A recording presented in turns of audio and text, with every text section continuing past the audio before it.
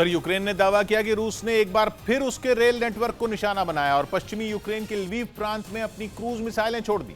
एक तो यूक्रेन के रेल नेटवर्क पर हमला, वो भी पश्चिमी यूक्रेन में। यह दावा ऐसा है जिसने पूरी दुनिया की नींद उड़ा दी है, क्योंकि इससे तीसरे विश्व युद्ध की आहट फिर तेज हो गई है।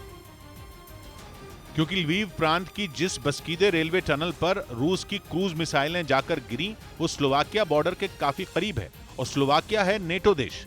लवीव से पोलैंड की भी सीमा लगती है, वो भी नेटो देश है। ऐसे में नेटो देश के इतने पास मिसाइल दागकर रूस ने उसे चेतावनी तो दी ही, साथ ही ये भी साफ कर दिया कि भले ही वो पूर्वी यूक्रेन में डॉनबास की लड़ाई में उलझा है, लेकिन पश्चिमी यूक्रेन भी उसकी हिट लिस्ट से हटा नहीं है।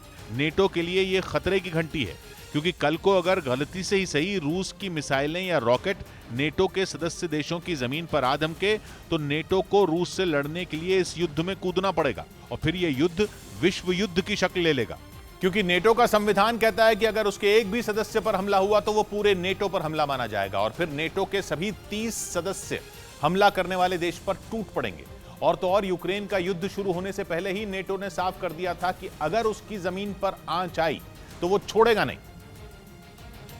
लेकिन नेटो की चेतावनी से बेपरवाह रूस पश्चिमी यूक्रेन के बॉर्डर के पास रह रहकर हमले कर रहा है। दूसरी बड़ी बात यह कि रूस ने यूक्रेन की रेल लाइन को निशाना बनाया और यूक्रेन को पश्चिमी देशों से हथियार और दूसरी मदद उसके पश्चिमी हिस्से में रेलवे के जरिए ही मिल रही है। ऐसे में रेलवे टनल पर हमला करके रूस ने जंग में यूक्रेन की लाइफलाइन पर ही वार करने की कोशिश की।